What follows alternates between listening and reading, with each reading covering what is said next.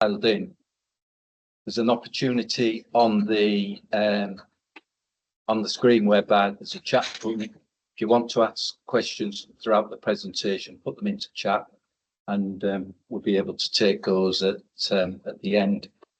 Equally, if you do want to ask a question, just put your hand up at the end of the presentation. So let's just make sure this works okay.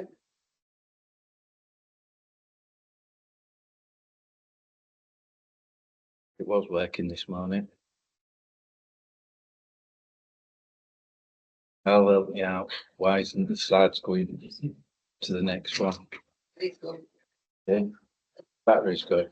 Hey, Carl, why is it not working? Yeah.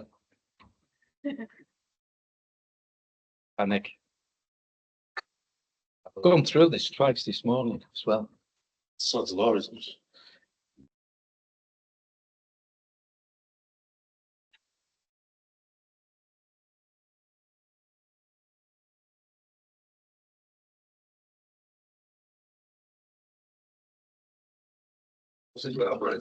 Western side of the That's slightly working. We do it all at the point.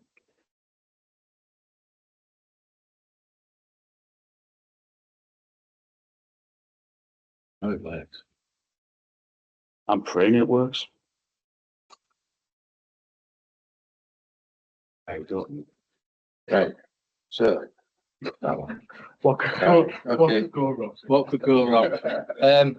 Right. So we've actually been in this building, would you believe, near enough 6 years. The guy on the right of that is Ben Houchin, and was re-elected short time ago as the local mayor, but it just gives you an indication of how time actually flies.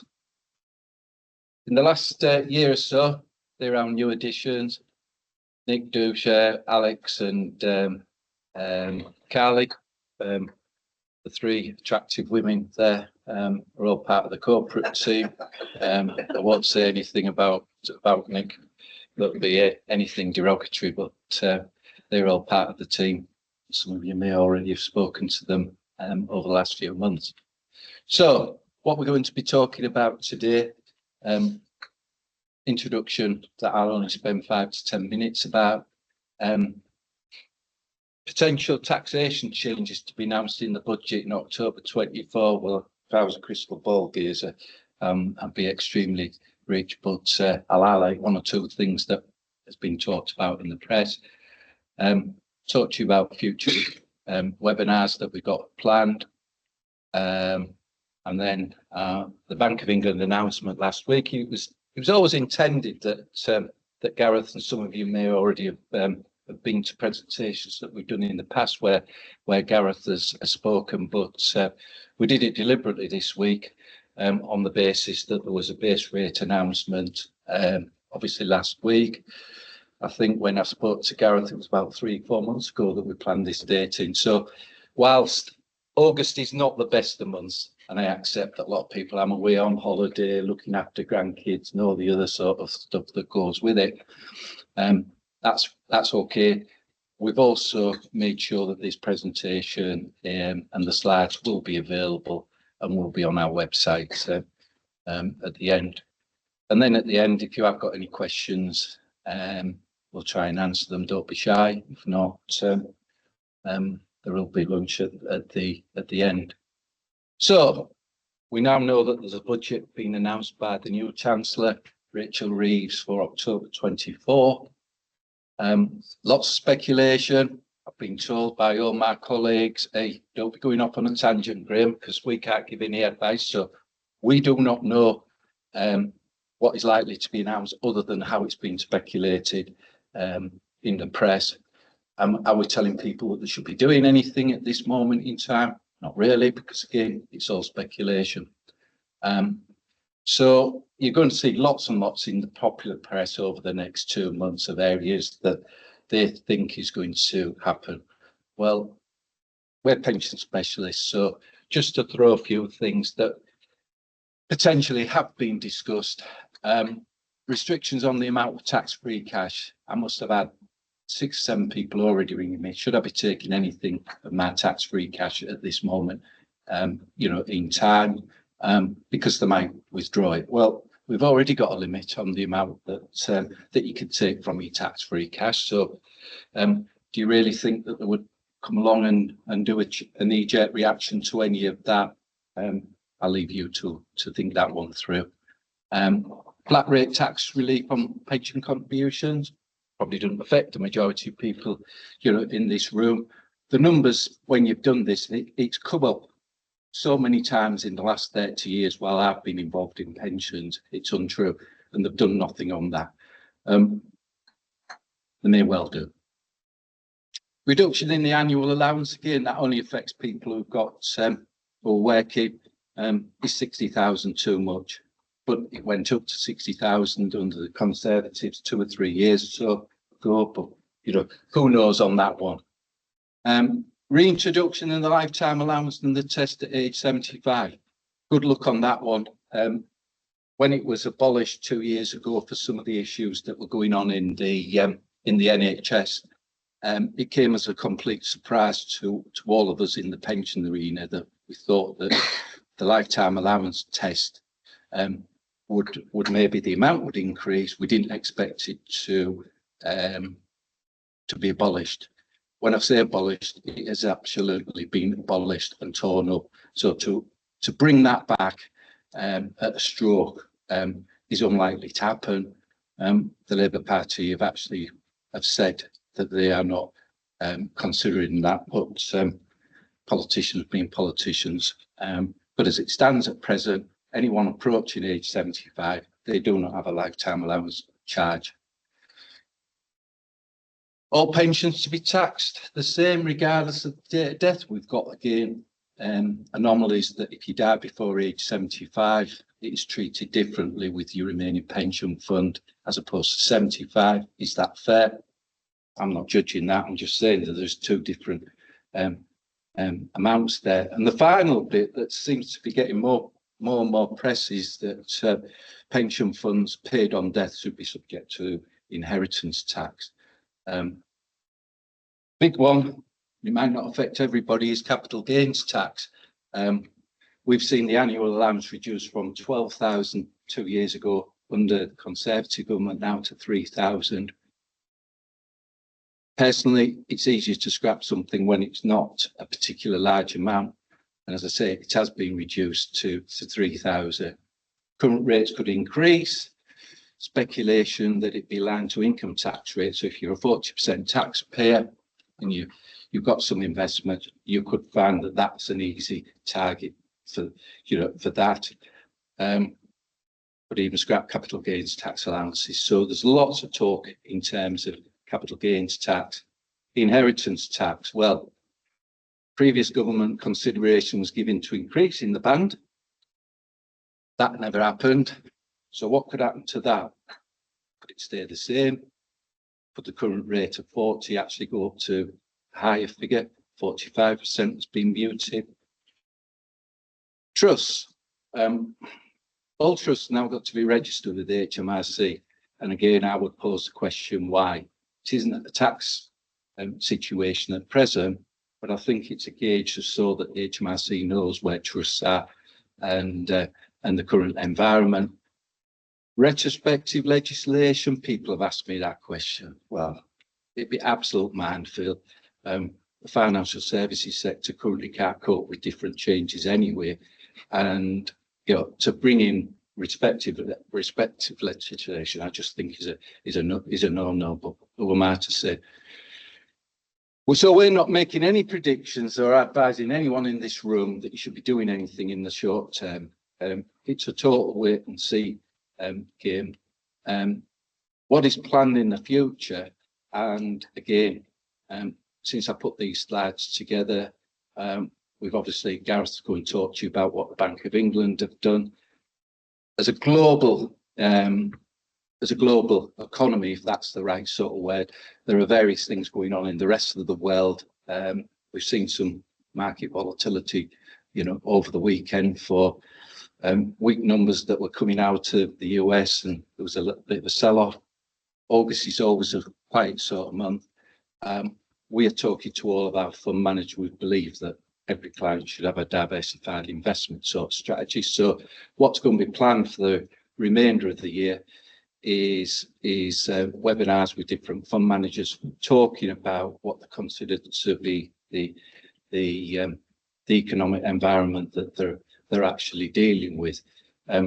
Today, there's none of that planned yet. Myself and my colleague can talk to you about what we think and what we are actually doing with diversified portfolios. But today is all about policy and the decisions of what the Bank of England have been making, both in the short term and what the long-term plan is for those. So that's my little bit done. Thank you for attending. Gareth, as I say, works for the Bank of England in the agency in the North East. He has actually presented here a few times. So some of the slides for those of you that have attended previously is really a little bit of an update on that. If anyone in this room doesn't know what the Bank of England's done and such like, but interest rates did come down last week. And I think the philosophy of why they've come down and so on and so forth, Gareth's going to give you an oversight into all of those. So over to you, Gareth. Thank you. Cheers, man. Thank you. Drop your zapper. So it's that button, and Yeah, I'm not bothered now because my slides fall. It's over to you. We've got that there. Thank you, and thanks for coming along. It's nice to see so many of you. I mean, as Graham said, I've done a few of these iterations over the years, and I think, well, let me just kind of take you through it. So last week we released our quarterly monetary policy report at the same time as the interest rate decision. As Graham's already said, as I'm sure you're already aware, we cut rates at the meeting last week from 5.25 to 5%. This graph here just kind of illustrates where we've gone really with rates. It goes back to 2002. You can see financial crisis cut to emergency levels, response to COVID cut to even more emergency levels, and then we had 14 MPC meetings, consecutive meetings, where we increased from 0.1% to 5.25. The cut last week takes us to here. So in historical terms, if you took this graph back another kind of 300 years, we're roughly at an average rate. However, for more recent times, obviously they've been at elevated levels, held at 5.25 for a while, and then come down 5%. I'm going to try in the next 20 minutes or so to explain the rationale behind the cut, and I'm happy to take any questions you've got or views at the end. But I think it's worth pointing out at this point there were 9 members of the MPC. The vote last Thursday was 5-4, so it was as closely cut as you could possibly get. And I'll try and explain as well why the divergent thoughts and divergent ideas are playing around in the MPC at the minute. So I was going to start, there's 3 kind of sections I'm going to look at: GDP growth, the labour market and inflation, and then try and kind of tie them all together. So headline on GDP growth, activity's picked up in the first half of the year, but we see underlying momentum that's been a little bit weaker for the second half of the year going forward. This is one of our band charts. We went through a big review of how we forecast things. A guy called Ben Bernanke, who used to be head of the Fed, came over. One of his recommendations is that we ditch these. So they might be ditched by the time I come next time, but at the moment they're still around. So this shows our central projection of where we see GDP growth heading over the coming 3 years, which is our forecast period. And as you can see here, first half of 24, GDP growth was 0.7% in the first quarter. We're expecting it to be the same in the second, another 0.7. And then GDP growth starts to fade a little bit in the second half of this year. So we're expecting 0.4% in Q3 and 0.2% in Q4. So still in growth territory, starting to ease a little bit. Next year, not spectacular, 1.5%-ish growth in 2025. And then it starts to pick up a little bit from there into 26. So, you know, positive territory, strong start of the year, but potentially starting to come off a little bit in the second half. This graph here breaks down the components of that growth. So what's that 0.7 made up of? So if we look at Q1 here, The colour I would particularly draw your attention to is that kind of mustardy yellow colour, which is consumer-led, consumption growth.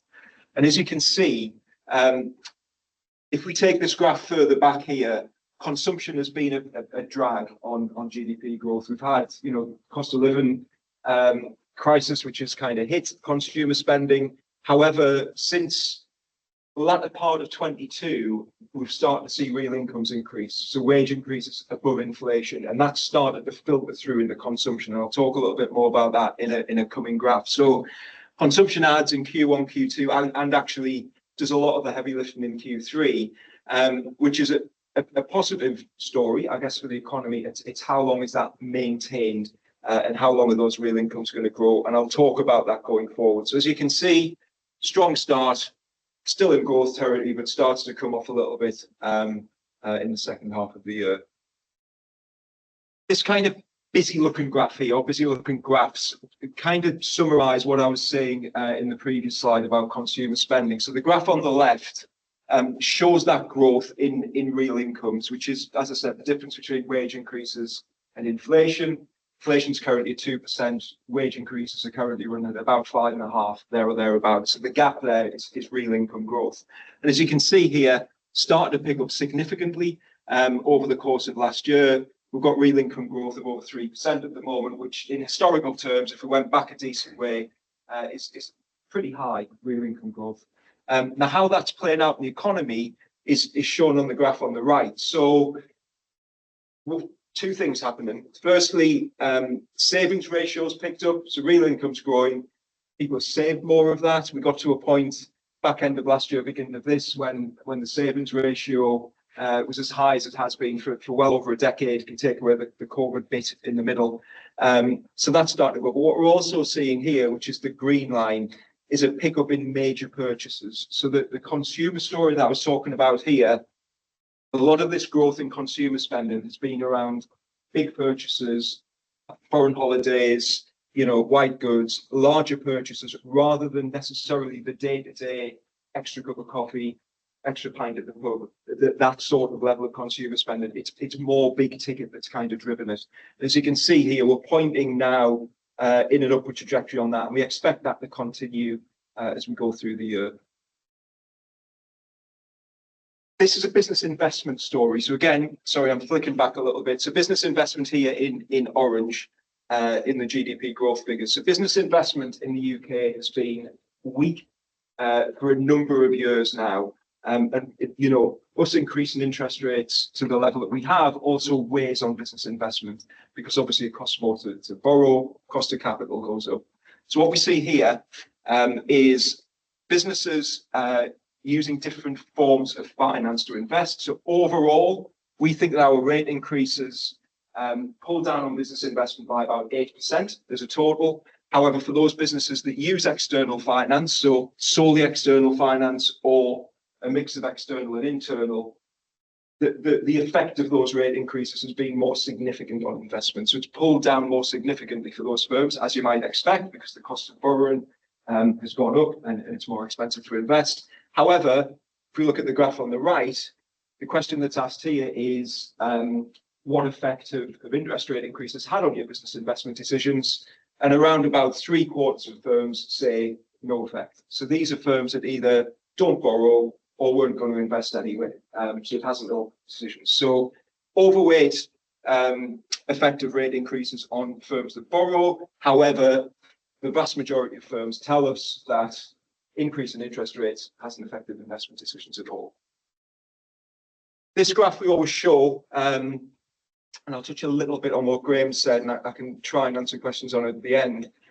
This shows trajectory, market expectation of trajectory of interest rates. So the Bank of England, we don't give what we call forward guidance. So we don't say we expect rates to be 3.5% in 3 years' time. However, financial markets make a judgment on that, the market curve, and all of our forecasts are based on this. So the dotted line here was the last monetary policy report in May.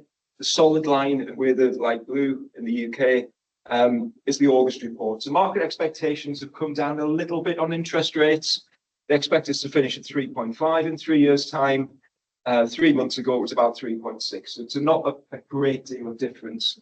The interesting one at the moment is the US, which pretty much, as you can see here, tracks kind of UK interest rate path. There has been a lot of market volatility in the past few days. I've got a view on it, and I'm happy to kind of give my view of not necessarily the banks on what's driven that and what's behind it. Part of the expectation at the back end of last week was that as a result of this flux in the market, that the Fed might be pushed into an emergency rate cut. I think it's unlikely, but this might accelerate the Fed's loosening cycle. We'll wait and see on that. But as I say, if you're interested, I'll do my best to answer any questions on that at the end. So that's GDP. The next one I wanted to look at was the labour market. So despite the pickup in demand, which we've seen, GDP growth in H1, the labour market continues to ease, although it remains relatively tight by historical standards. There are two distinct stories within the labour market playing out at the moment. So let me try and explain those to you. This is our unemployment fan chart, similar to the GDP growth fan chart that I showed you. UK unemployment at the moment is at 4.4%. Over the course of the next 3 years, we think it will pick up a little bit, but not to any significant amount, coming in at just below 5%, we think, in 3 years' time. So at this stage of the economic cycle, bear in mind we had a very shallow, but we had a technical recession at the back end of last year. Growth was very muted in 2023. In normal economic times, that would have been higher. We would have expected unemployment to pick up. And the reason it hasn't is a labour supply issue. So let me try and kind of talk you through that in a second.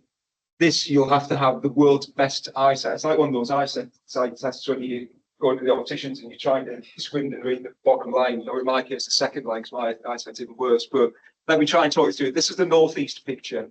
And when I was talking about labour supply, this is quite instructive. So you can see on the left, the northeast is the blue, the UK is the red. And this is unemployment rate. So the UK unemployment rate is 4.4%. The northeast unemployment rate is 4.8%. Historically, there's always been, so this goes back to 2010, there's always been that gap between northeast unemployment being slightly higher than the UK average. We got to a point actually early this year where for the first time in, we could go back decades, unemployment in the northeast was actually lower than the UK average. It's picked up again a little bit, but still very close. However, what's also happening in the northeast is this is employment, so people in employment. In the UK, it's dipped down a little. In the northeast, it's dipped down quite significantly over the past year or so, slightly longer. And the reason for that has been an increase in what we class as inactivity. So people who are neither working or looking for work. And in the northeast, on the latest reading, inactivity rate in the northeast 27.5%. In the UK as a whole, 22%. Now that's a pretty big gap in activity. Now, the reason, or one of the main reasons that unemployment has stayed as low as it has, is because inactivity has gone up so much. So to be unemployed or to be classed as unemployed, you've got to be looking for a job. If you're not looking for a job, you're not counted in those figures. Now, what that means for the economy as a whole is we've got a distinct labour supply issue in the UK.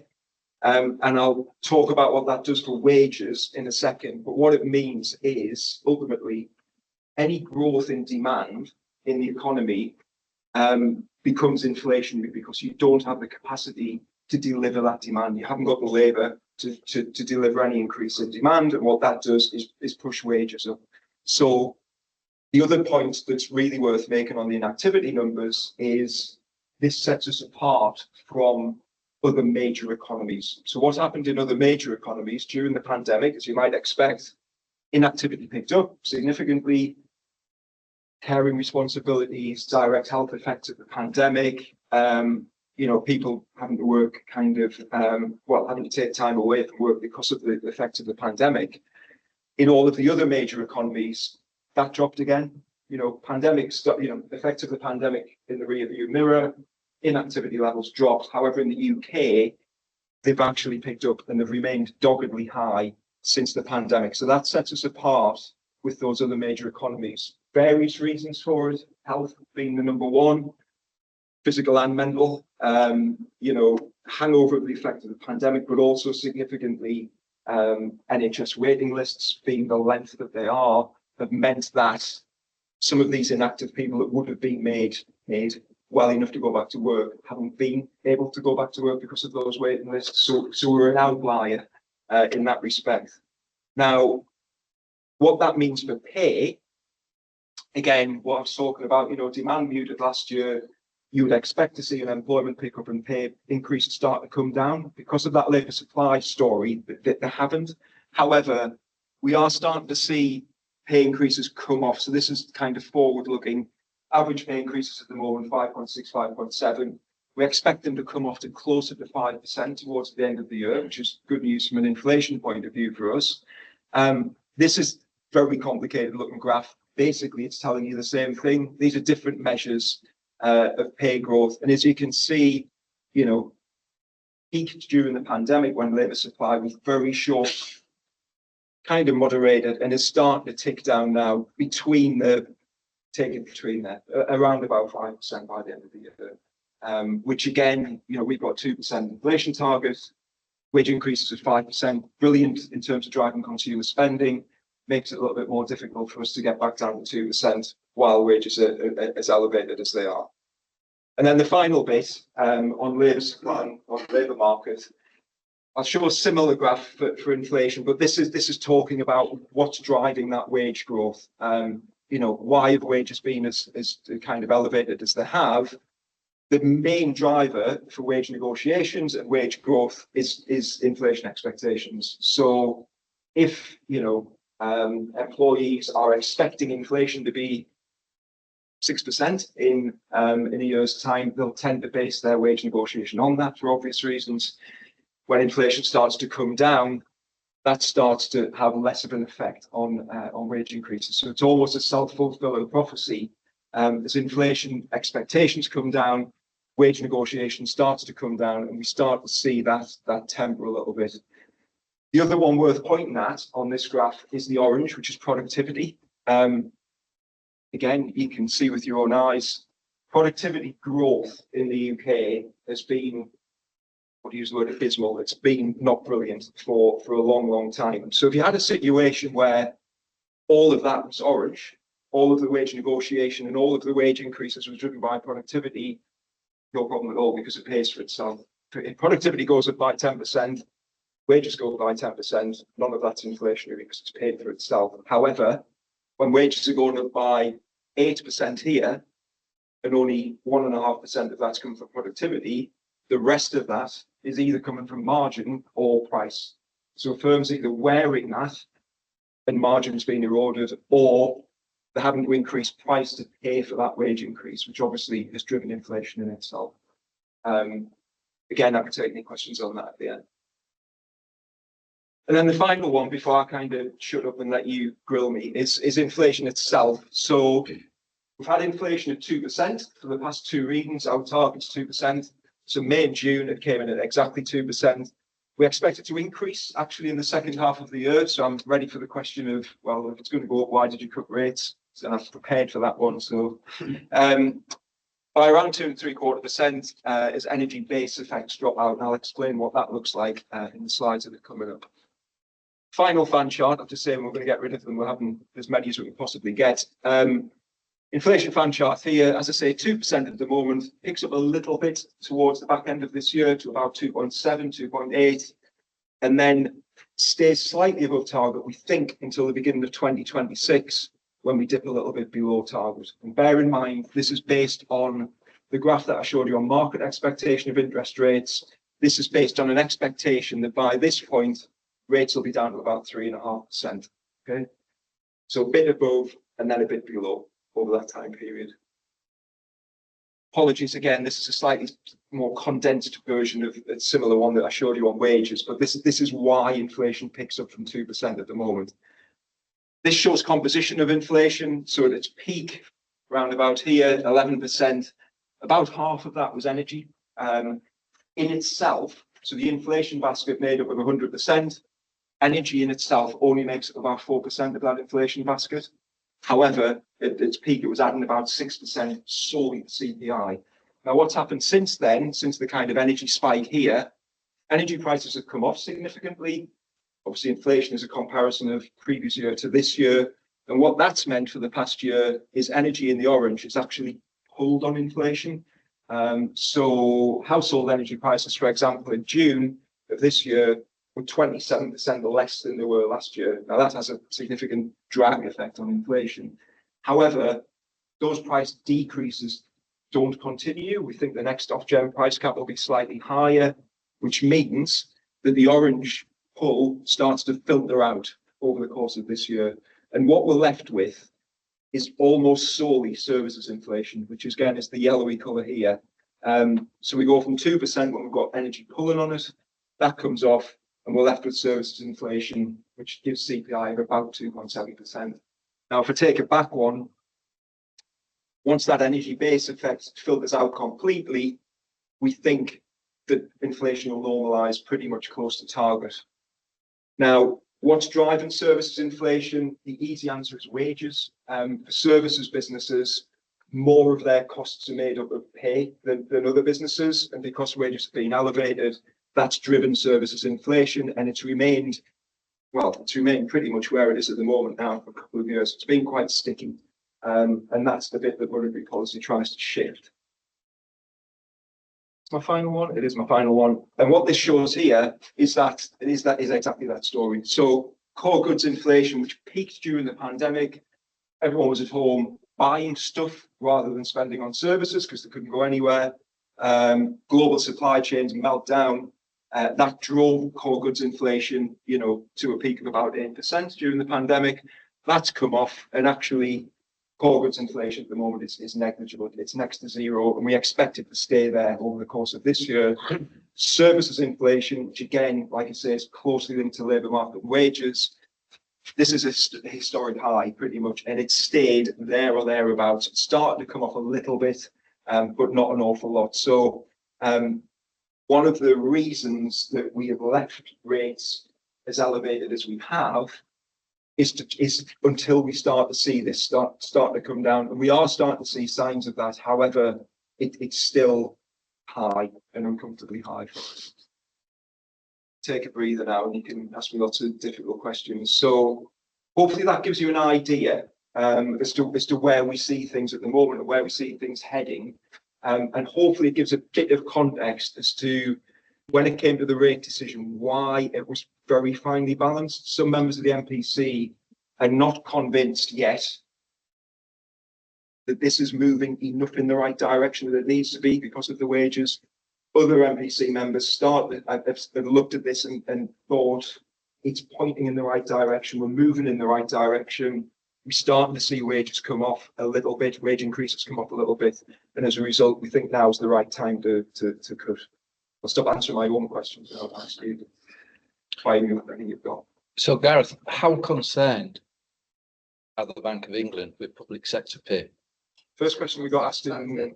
So it's the first question we got asked in we did this briefing in Newcastle, but it's the first question we got asked. So I think the easiest way of answer, well, I can give you a complete cop out of an answer, and then I'll give you the proper ones. The cop out of an answer is it hasn't been formally announced yet, so we don't factor it into our forecast. We only factor in things that have been actually announced by the government. But if we were to take the 5.5% is going to be put through for teachers and what have you, I would probably, in this instance, I would probably agree with what the Chancellor said, which was, and I'm paraphrasing, but what it was is average wage increase at the moment at 5.6 in the economy. We're offering 5.5, so in effect, we're not offering anything over and above what the average wage increase is at the moment. So there's that line. I guess the other line is when we go back to wages. Yeah, at a point in time, that's correct, but we do start to see wage increases come off in the second half of the year, which means that 5.5 is elevated above them.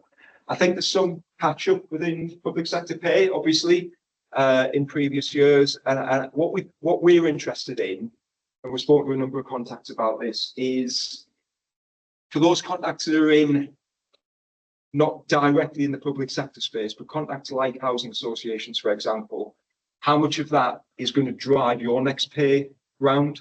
I'm trying not to kind of name housing association X might have been planning to give 3.5 next year. Yeah. But now that public sector 5.5% is going to push the union negotiation towards 5.5.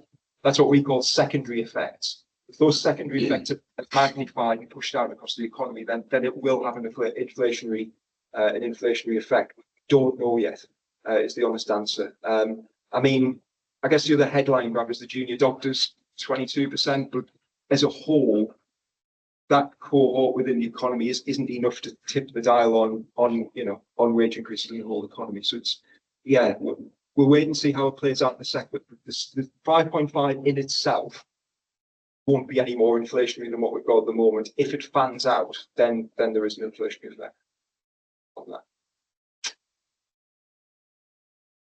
It's either the easiest crowd in the world or more everyone to death on the lunch.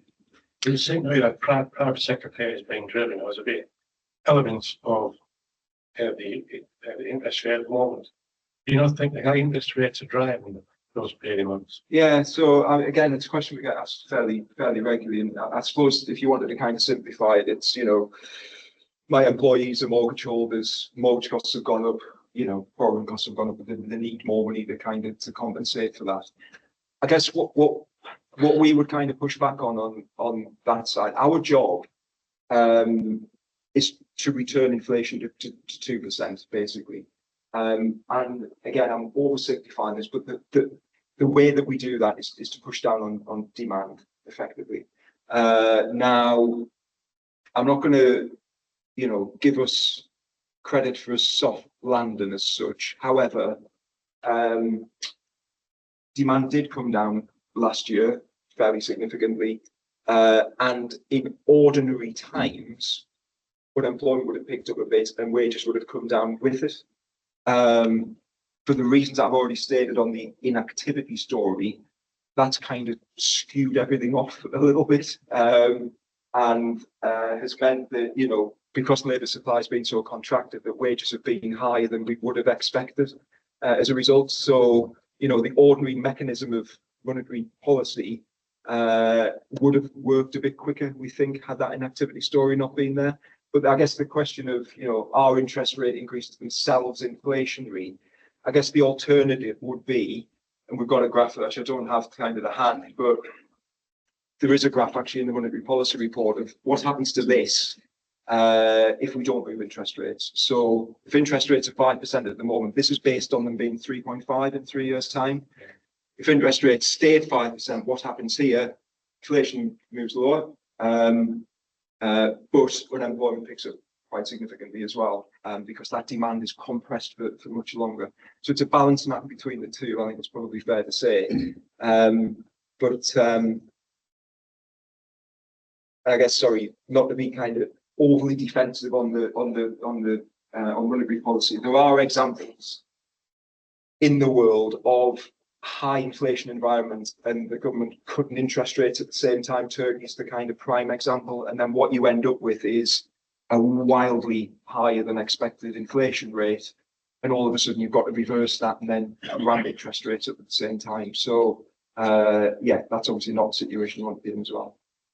You use the phrase there many times in ordinary times, yeah. It's been far from ordinary. Yeah. The last 5 or 6 years of the pandemic. Yeah. And then we see, you know, inflation has been driven by geopolitical and macroeconomic situations that are outside your control. Yeah. Outside the control of everyone in this room. Yeah. But we've all suffered from the consequences of it. Yeah. In private industry. Yeah. We would always do learn from experience, exercise when something goes wrong. Yeah. Or something is out of the ordinary. Now you've reacted to the massive steep rise in inflation. You know, you're probably doing something like your box, which is high inflation rates. However, that's usually to drive an economy that's overheated. Yeah. The economy certainly hasn't overheated. Yeah. It was driven by external forces that I've already explained. Some external forces. So what what I'm most external forces. But my question is, at the end of this, you know, we've had inflation so low for so long. Yeah. And everyone was bombed along and a sudden shock. Yeah. Is there any sort of foresight from the Bank of England and the other banks, especially the Fed, the biggest economy in the world, that basically drives everything? Yeah. I think one in every £7 spent in the world is spent in America. Yeah. Is there any sort of global sort of view on having a look at how we react? Yeah. Because basically, as far as I'm concerned, the massive the immediate reaction in the interest rates only piled the more pressure to squeeze on the people who couldn't afford to live, really afford to live anyway. And so there needs to be a global look and view on how what are the tools we can put in the box to deal with this sort of situation. So there's a situation now where there's a tinderbox in the Middle East. We've got the situation out in Taiwan with the Chinese looking essentially invading, and everything that can happen. What's that going to do to the global supply chain? It's going to be catastrophic. We need to be looking at what we can do. Other than raising the interest rates to sort of fend it off. Sorry if that was a lot. No, it's fine. I mean, I can give you a technical answer to that. The Bank of England itself has been through the Bernanke review. I don't know if you kind of picked up on it in the press, but a fairly wide scale review of our forecasting. And where it landed, and we're in the midst of, so this presentation will look different in kind of 3 to 6 months' time because we're rolling it out at the moment. What the Bernanke review basically said was you need to forecast for not just the known, which I said, we don't forecast fiscal stuff that might happen or geopolitical stuff that might happen. You need to have a central forecast based on the known, but you also need forecasts based on the what if. What if the situation in the Middle East blows up even further? What if Taiwan happens, etc., etc. And try and base your forecasts on not just the central forecast, but also the extremes. So that's taken place, and it's being kind of pushed through the bank at the moment. I guess where we are not outliers with the other major central banks, and this is have all of the central banks got it wrong? Yes. To a certain extent, absolutely. If I go back to the very first slide that I showed, this is where we've been from kind of 2008. What at the time was a once in a century, unprecedented financial crisis. Bump along here, we had the Brexit referendum, which was UK specific. COVID, a once in a lifetime, pandemic. That happens. We've had two very distinct, and what's not on here is Ukraine. We've had two very distinct financial shocks plus Ukraine. So, and sorry, I'm flicking around here. And in light of reference to your point about the geopolitical stuff, so that inflation there at 11%. If we look at the bars, goods prices is largely geopolitical because it's driven by energy and it's driven by extra energy costs on top of that, and the disruption of the supply chains. Energy is definitely geopolitical, nothing we can do about that. The bits that monetary policy kind of weighs on, specifically on services, really, that's the bit we've got control of. And until that, comes down to 2%, and we're happy that inflation is going to be 2%. That's why monetary policy's got to be what we call restrictive. It's got to weigh down on it. But I accept your criticism. I'm not, I don't think the bank should be in the business of standing up and saying, well, it's nothing to do with us. It was events out of our control, and we dealt the hand that we had. Partly true, but equally, you're right. We need to learn and exercise so this doesn't happen again. And part of that's a Bernanke review. Part of it's looking at how we forecast, and part of it, I guess, is my job of, reading contacts, reading the room, understanding what people are telling us to try and get ahead of the curve on that. And I think as well, this is kind of my view, not the bank's view, so don't tweet it or anything like that. I think part of the difficulty that we had, certainly pandemic difficulty that we had, is like the government at the time, it came completely from left field and were decisions made that wouldn't have been made in hindsight. So we wouldn't have ramped up QE without a shadow of a doubt in hindsight. I think the government wouldn't have made some of the economic, I'm not making a judgment on the political decisions, but wouldn't have made some of the economic decisions they had with the benefit of hindsight. That's the difficulty, I guess. It's those snap decisions, which can go one way or the other. Some of them you get right, some of them you get wrong, and it's trying to minimise the ones you get wrong, I guess. So, yeah. I guess one of the things you could look at is the Norwegian model where they have a national wealth fund. They've got a lot more national wealth than us. That's the difficulty They've created that wealth. to have. But I know that I'm not a little fan of what they're having government or anything like that. Yeah. And it's something that the Bank of England can maybe think about. That's smooth out those peaks and troughs. yeah, I mean, we don't have a remit on that. So Sorry? I say we don't have any remit on that. I mean, our remit is 2%. But you could discuss it, maybe create it. That's up to the government. I mean, so the 2% inflation target set by government, what we target is set by government. We don't influence government, and government don't influence us in setting monetary policy. I guess that's the model of an independent central bank. Whether it's a good idea or not is, by the by. I mean, there's no. Yeah, no. I mean, there's Do you no. want to reiterate what the role of the Bank of England is, just so that Yeah, everyone yeah. I knows? mean, we've got three distinct roles. Monetary policy, which is my side of the bank, is get inflation at 2% and keep it there. That's it. It's a lot of work goes into it, but that's it. Second part of the bank is financial stability. So ensuring that things are in place, that, what happened in 2007, 2008 doesn't happen again, and it's well capitalized enough. And then the third part is regulating the banks themselves, make sure that they stick to the rules and do what they're supposed to do, and then acting on that if they don't. So that's our three parts. This bit is mine, the money, not mine, but this is the bit that I work in. The monetary policy bit, and there's an argument there as should we have a growth target, should we have a target on housing, should we have a target on XYZ? At the minute we don't. This is it. So yeah. Yeah, it seems you've got no control over anything other than the yield. Why do you- Yeah. Sorry, go on. Why do you put it? Why do we include? No control over it. Why do we include it in our monetary policy decisions? If nothing that you can do can Yeah. affect that. Yeah. Why? Because so when we set monetary policy, when we set interest rates, generally there's a lag between an interest rate increase and it actually feeding through to the economy, which is about 18 months. It used to be about a year, and the reason it's longer now is because the effect on the mortgage market's changed. So if you go back a decade or so, most people were on variable rate mortgages. So you put an interest rate increase through and boom, it hit. People start with just spending. Now, 80% of people are on fixed rate. Until that fixed rate comes off, you might adjust your spending on the run up to it, but you adjust your spending when your fixed rate comes off. So that's delayed the time it takes for interest rate increases to work. So that 18-month lag, basically what we've got to look through is the volatile stuff, the energy, that's had a very overweight effect here because of Ukraine, and has had an overweight effect on pulling it down. Focus on the bits that we can affect, and we can. You have no control over the energy.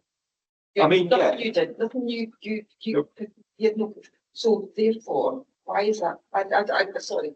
Just Yeah. to understand why it's here. Yeah, it's Because just nothing you've done has changed that position. yeah. But it's included in the overall figure and the interest rates went up.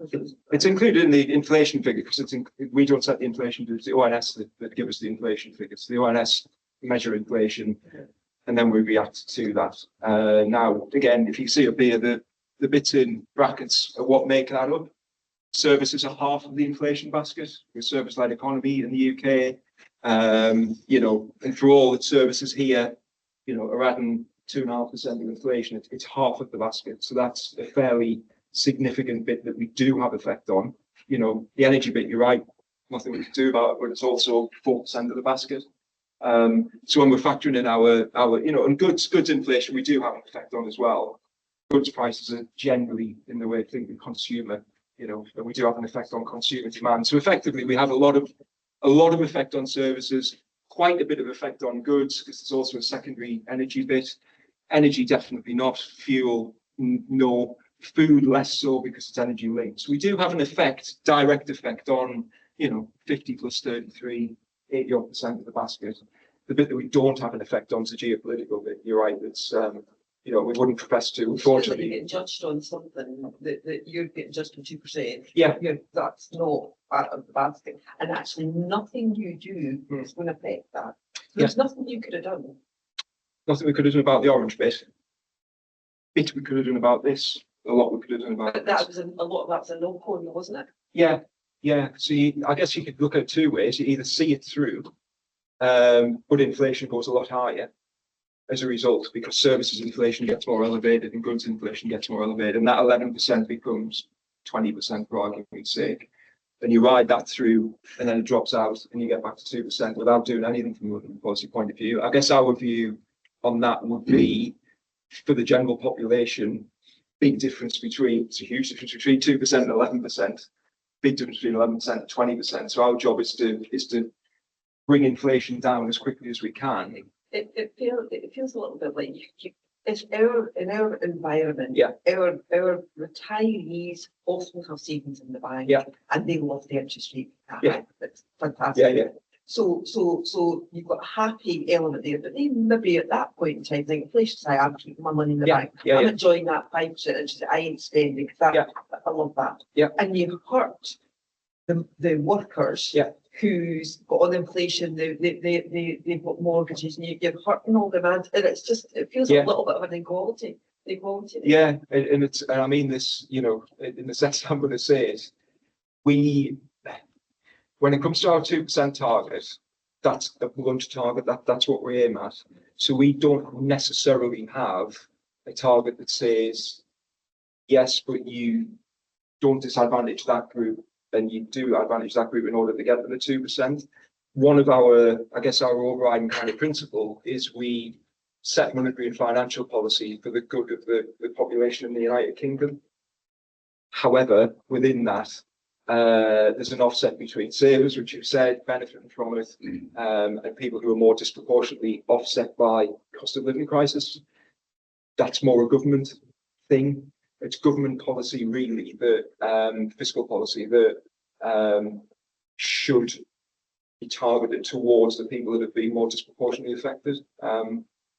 You know, and then we deal with that fiscal policy and build it into our, But it's difficult. I mean, you know, you have a tiny violin out, but it's a very difficult balancing act between, you know, bringing demand down and not tipping us into recession, trying to bring inflation down in the least painful way possible. Because for us, and I think for the government themselves, inflation at the level that it's been at is more corrosive than interest rates at 5.25.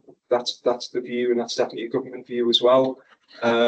So, you know, when we're at this situation, inflation's double figures, and we're also increasing rates, and you're also seeing demand coming off, that's the worst possible scenario. But it's all about kind of returning us back to something that looks like normality, I guess. I guess you're a slightly different room. I mean, I wouldn't say I've had kind of rose petals thrown at my feet by the business community I've spoken to with the rate cut.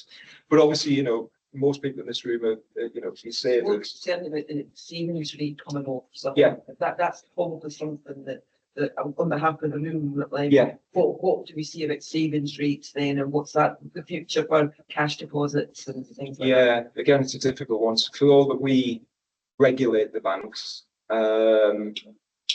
the bank's decision on what they do between that spread, we can influence it, but we can't push them towards it. And there's been a massive, you know, discrepancy between base rate and savings rate for a long time. There is some margin in there, obviously, the banks need to make, but equally, Also, how quickly they go up and how slowly they come down. Yeah. For the context. Is there any bankers in the room? You can make your own judgment call on that one. The industry within the Financial Conduct Authority has been having a little bit of a nosy about the rate that's getting passed on to within our financial service products. They've been concerned about the rate that gets passed across, for example, within cash accounts for pensions. So they've been applying a little bit more pressure in those environments. And again, I mean, for us, for this to work properly, there's got to be a proper pass through in the savings in the same way that there is in borrowing, because otherwise the levers don't work properly. So, you know, if borrowers are way disproportionately, you know, hit by this and savers aren't seeing the benefit, then the whole thing doesn't work. So it's not a situation that we want to see either. That's questions for everybody. One of your early slides about GDP, it seemed as though, maybe I misinterpreted the slide, you were forecasting an increase in government expenditure in the next couple of quarters. So we can go into it. Which is a lumpy thing rather than a budget thing. So, sorry, I think it was one before that. One before, I think the one before was the fan. Further. I think it was at this one. Beginning, but this one, I think. Okay. So you've got government expenditure in the light blue. Here. which does add up. It adds a little bit in Q3. That's announced government expenditure. So Q4, the beginning of Q4, the budget will happen. We don't know what that's going to look like. It could be overweight. A lot of this is lumpy stuff. Yeah. So government expenditure, well, it's counted as part of GDP growth. It's quite a big part of GDP growth, but it's seasonal. So, you know, when schools are closed, government expenditure goes down, which doesn't help with the kind of GDP figures. It tends to go up in winter months because of frontline spend on the NHS. So it's not it adds to GDP growth and takes away from it, but unless it's massively overweight, we try and look through it, because again, there's nothing we can do to kind of affect it. But if Reeves is sitting there saying, yeah, there's no money in the piggy bank, yeah, and you know, we won't spend more we can't afford and all that sort of stuff, yeah, that could make quite an impact. It could on GDP growth. It could, yeah. So the pullback on some of the infrastructure spend that they're talking about, which has an impact on not only government expenditure but also secondary impact on construction and, you know, sectors that would have picked up from that as well. And could there therefore be quite a consequential knock through with GDP? We well, again, it's not announced, so it's not kind of built in. It's been floated and not announced. So, for example, if you got to the budget in October and there was a significant pullback on infrastructure spend, the most recent example is HS2. You know, when that was announced, that had an impact on, it's further back, but that had an impact on the government expenditure bit. And one of the reasons that we you know, tipped into the mildest of mild recession, but one of the reasons for that was a pullback on government infrastructure spend. So if that happened in the October budget, yes, it could, because that could also all of a sudden disappear, and then you're left with, you know, which less or could be a negative territory. However, for it to impact in a meaningful over the 3-year period, it's got to be a fairly significant pullback on spend. And I think as well, it's offset so that, you know, the government expenditure includes infrastructure, but also includes spend on the NHS, spend in education. And I think, you know, some of the mood music from Reeves is whatever she does in terms of taxes, some of that will be funneled through to public spending as well. Yeah. So it could have an upside as well. We genuinely don't know at this point. We don't know. When you've done previous presentations, Gareth, you've talked about the inactivity, the over 55s market. Not just the over, I mean, the inactivity. Has that changed? Because no, is it similar to where it was 6 months or so ago? It's been similar since the pandemic. So if we think about inactivity, as I said, I mean, in the northeast, inactivity is 27.5%, which is people of working age, not working and not looking for work. And you think about what makes up that cohort. By far, the biggest is health in inverted commas. You know, taking in everything on a health side. But since the pandemic, the early retirement story, and you'll know this from the world that you're in, is picked up significantly. People reevaluating, you know, what they want from life as a result of COVID, taking the decision to retire early and being able to take the decision to retire early. You know, savings built up during the pandemic that all of a sudden brought your retirement forward a little bit. What did reverse it a bit? And we'll take credit for higher inflation at this point, was the spike in inflation that we had made some of those financial decisions that were made here when inflation was 2% less viable. And we did see some people that had exited the workforce at 55, 56 think, oh my God, I can't pay these bills, I'm going back to work. And we did see a little bit of a pickup in that. So it's still there, you know, the early retirees, by no means have all of them returned to work, and that does add to the inactivity. But we have seen a trickle, people coming back into work as well. As a result of that, probably not your kind of client base, but, you know, yeah. We haven't seen it. We haven't seen it.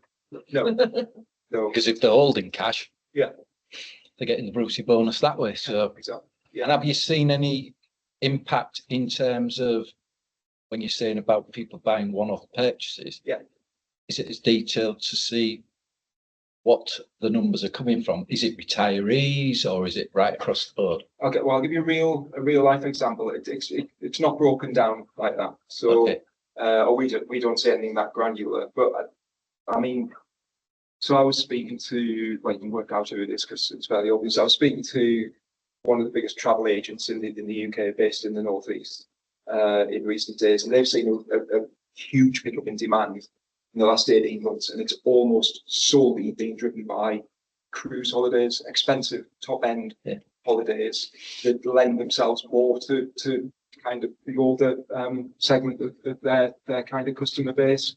And I think, like I said, with the consumption graph, sorry, I've got an orange epileptic in the room here, otherwise I could have been putting in a conversation with the Bank of England. Yeah, so this consumption growth here is much less the, what we've kind of classed as the casual, extra cup of coffee, extra pint, extra meal out. It is much more larger purchases, expensive holidays, expensive consumer purchases as well, which, coming back to the bit before of, who's benefited from higher interest rates and who's suffered from higher interest rates. I guess that's your answer. The top half-ish of the income range, real incomes have been going up for the past year and a half, potentially seeing the upside of higher interest rates, and their propensity to consume. They tend to consume less and save more, but that propensity to consume has driven a lot of this. The bottom 40% half have really struggled, and this consumption story isn't coming from them, I guess. So that's probably the easiest way of answering your question. But yeah, I'm happier that retirees are spending their money. Yeah. That's it's sitting in the bank. Yeah. Yeah. From a GDP point of view, the government definitely will be. Yeah. Part of that's balanced out because there's a lot of younger people who are struggling, so parents are house of mum and dad. Yeah, definitely. Yeah, absolutely. Certainly, I know my holidays are not happening because my kids' mortgages are too high. So. Yeah. But I guess that's a consumption story. So that would hold back on consumption because your propensity to have your cruise has been diminished by the mortgage payments. However, what it also does in the circular economy is that money goes into housing investment, if you like. So it's just a different colour. The spending's still happening. It's just not on things that you would like to spend it on, basically. Yeah. Any more questions? Got one on the UK productivity. It seems to be every time we get a presentation, it seems to be a factor. What the reason behind? Yeah, so I mean the graph I used to kind of highlight productivity was the wage graph. So this looks at it from a wage point of view. So wage increases at 8% a year. Roughly 1% of that is offset by productivity. All right. So I don't have a graph on productivity this time, but if I did, let me kind of semi-demonstrate this with my hands. G7 countries, if we go back to about 2014 and drew a baseline of 0, ticked along to 2016, business investment and productivity in those countries was roughly equal. 2016 happened, productivity started to pick up in the other countries. Investment started to pick up in the other countries, and in the UK, it started to kind of flatline and a gap grew between them. So if you're thinking of what drives productivity, business investment being a prime example. Business investment's been really poor in the UK for the past decade. Now, what drives business investment? It's either cost of doing it. Can we afford to invest? What's the cost of borrowing like? That's been pretty similar between the UK and other countries. Interest rate in the US is similar to ours. Business investment in the US is way higher. What are the other drivers of investment? Certainty, I think, is the biggest driver of investment. We've had an awful lot of political uncertainty in the UK, an awful lot of economic uncertainty. And what that's meant is investment has been lower than it should have been. So that plays into the productivity story. I guess the other element of it, more recent element, the inactivity story is quite significant around this. So of those 27.5% of people in the northeast that aren't working, how many of those would ordinarily be productive? Adding to kind of productivity from a labour point of view, a decent chunk. Early retirees, people that have left the labour market, so we're missing out on that. And then the final bit, I guess, is so you get productivity investment, productivity from labour, and also productivity from innovation. That's kind of the other area. UK isn't bad on innovation. But again, if you look at some of the other major advanced economies, I'll use the US as an example, they're a lot further ahead on us on things like AI. They were a lot further ahead of us on some of the technology that kind of preceded AI. So we do lag those countries a little bit. I could give you like a 5-hour lecture on the productivity puzzle in the UK, but I think those three elements are pretty significant. And what it means, you know, aside from the fact that it puts us at a disadvantage to other major economies, it just means that this almost, apart from the orange bit, is all inflationary. So all of your wage increases are inflationary, and as I said previously, you have an uplift in demand, you haven't got the supply of labour to deal with it, keeps that higher and higher, and it starts to entrench that wage inflation, which, you know, isn't great. So hopefully there's a magic wand that the government can wave, but I haven't seen the magic wand in the past 10 years. It has been a while. Yeah. So we're not just a lady bunch then. No, we're not. And I mean, you know, this is not the kind of draw national stereotypes, but the graph I was talking about, the French are way more productive than us, way more productive. The Italians are kind of more productive than us. And I think when you see it laid out like that and the gap between them, because I guess the assumption is that, you know, France, especially strong labour laws, unions are very strong, different working patterns. However, their productivity is, you know, where we would love to be. So yes, doesn't wine at lunch as a future. Exactly. Both of that, yes, doing. Yeah, but yeah, it's you know, it for me as an economist, this is one of the major challenges, if not the major challenge that the economy has. Really, the other stuff, a lot of it's cyclical and it will move. This is entrenched, and we need to do something about that. I feel like a politician now. Well, thank you for coming, Gareth. Hopefully everyone's got something out of today. We'll have Gareth back probably sometime next year, and you'll have a reflection of where interest rates are likely to go. And in the interim, some of our future webinars will then be focusing on what are the right areas from an investment point of view, and activity with what investment managers are doing, where they are using the current modelling, which is part and parcel of what the Bank of England do. So, you know, there is a lot of interlinking going on here, and where the forecast is likely to be, and the right sort of areas. I think the final comment is that unless something drastic really happens, you've seen what Gareth had to say, there is an expectation that worldwide interest rates are going to fall. So sitting on loads amounts of cash at this current amount of time, forward thinking, maybe, just maybe, when it is all about a timing issue, but the forecast is that the UK, which we're not a basket case, and the US interest rates are going to fall. No one's asked about recent volatility, but that recent volatility that we saw back end of last week all started not on the day that the Bank of England announced the change in their interest rates. It was what the US didn't do earlier that week, and the facts of putting the US into an inflationary environment, and the markets at the back end of last week and Monday took a little bit of a wobble. So I'll finish up. Thank you for the questions. Thank you for coming down, Gareth, and please stay behind. There's lunch and sandwiches, teas and coffees and such like, and please mingle for as long as you like. But thank you again. Thank you.